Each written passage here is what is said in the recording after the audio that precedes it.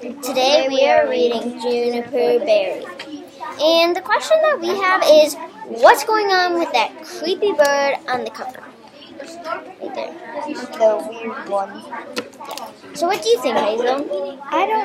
I'm not sure, but these lines right here, if you read the 3 sentences Why don't you read it for them? right here. Do you really think a bird can help us? He asks. He asks about our plan. I think we don't have anything else to go on right now. The setting sun left the sky bruised and the light rays. So, they think he can help them. Well, they also said in the book that he is, they think he's the key to going to where Juniper's parents were. Maybe. Yeah. Did you tell your partner? I think it is, because then Juniper saw him circling around the tree and then vanishing. So I totally think that he's the key. Do you think he'll actually help him, or do you think... I think it's just a creepy bird sitting in a dead tree. You do? You don't think he's anything special? I don't think he's anything special. I think he is. Because it doesn't say anything about him.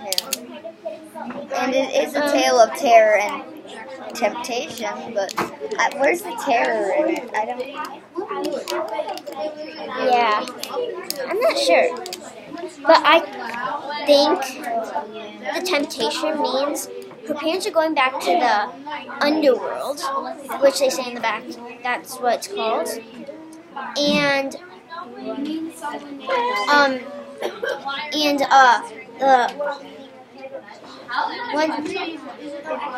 when she discovers the underworld also filled with contradictions, one that's terrifying and enticing. I don't know how to say that. And then it says, lorded by a creature both sinister and seductive.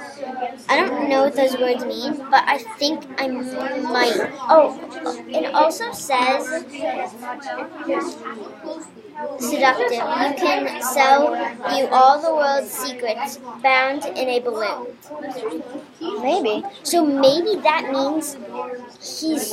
But remember the secrets in a balloon? Remember that part where your parents were walking off with balloons? Yeah. Yeah. Sorry. Alright, well, we have to go now. It's low battery. Bye. Our computer's low battery, so bye.